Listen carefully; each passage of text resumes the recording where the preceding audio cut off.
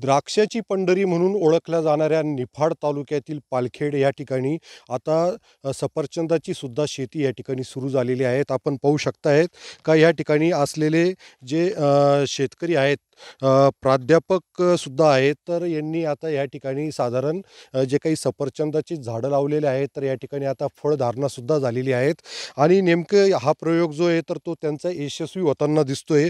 आपण त्यांच्याकडूनच जाणून घेणार आहोत. मला हे सांगा का तुम्हाला ही कल्पना कशी सुचली आणि आत्तापर्यंत आता याची जी हार्वेस्टिंग ही कधी होणार आहे?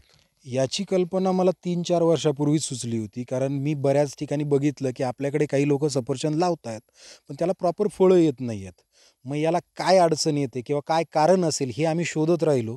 आम्ही त्याच्यावर खूप काम करत राहिलो आणि गेल्या 2 वर्षाचं जे काम केलं, त्याचा हा आम्हाला रिझल्ट आहे.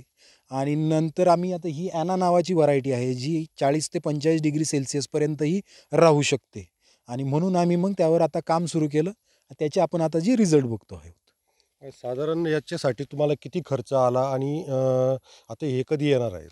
नाही, याच्यासाठी खर्च जो आला आहे त्याला आम्ही खालचं जे रूट आहेत किंवा त्याला आपण निफाडच्या भाषेत डॉगरेज म्हणतो, हे आम्ही शिमलावरनं मागवलं आणि ह्या परिसरात ज्या काही व्हरायट्या होत्या, 1-2 ठिकाणी झाडं लावली होती, त्याचे आम्ही वरचे कलम आणले आणि ते कलम आम्ही इथे स्वतः भरले आणि त्याला लागणारा खर्च आहे ₹100 प्रति रोपाने आम्हाला खर्च आला सगळाच, ग्राफ्टिंगसहित सगळा खर्च.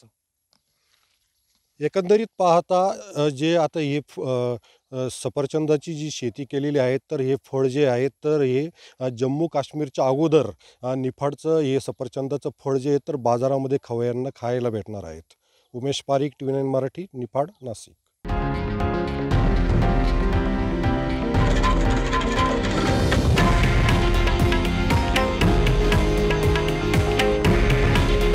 हे आहे देशातील नंबर 1 न्यूज नेटवर्क आणि आपण पाहत आहात TV9 मराठी.